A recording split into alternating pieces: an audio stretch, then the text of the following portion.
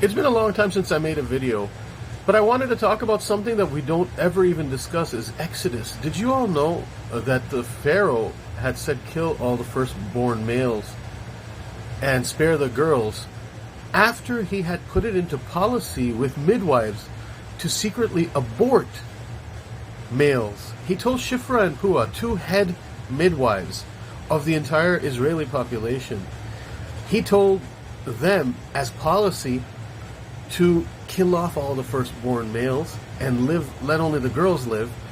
And it was the fact that they were fearers of God, and they had remembered Joseph. Joseph, according to just a few passages, was clearly someone that had impacted Israeli Coptic relations,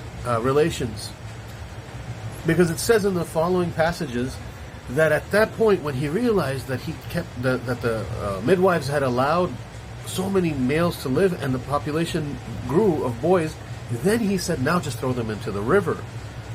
And that's the edict that we think about. We don't think about that he used abortion as a policy to get rid of boys and only keep around girls. And also we don't realize that often, sorry, that I had to cut out and it's not good editing, but oftentimes we just think of it as the later edict. It was actually that they were God-fearing, and it says that this was a new Pharaoh. He did not know of Joseph. You have to understand, Joseph had impacted, and he brought, my theory is that he's actually Yuya, the husband of Tuyi, and he had actually brought the Pharaoh to his grandeur. I think just like a lot of people have, said, hey, Jewish guy, make my market for me. Hey, Jewish guy, your servitude is good for me. You don't have a homeland. You're stuck in my homeland. You have to make my markets for me.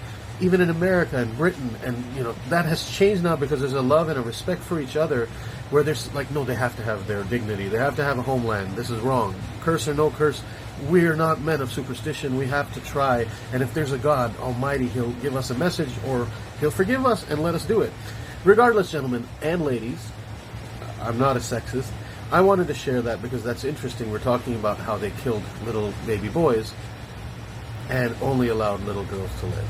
And that's all. I wanted to share that. That's very interesting. That's just in the first few passages of Exodus.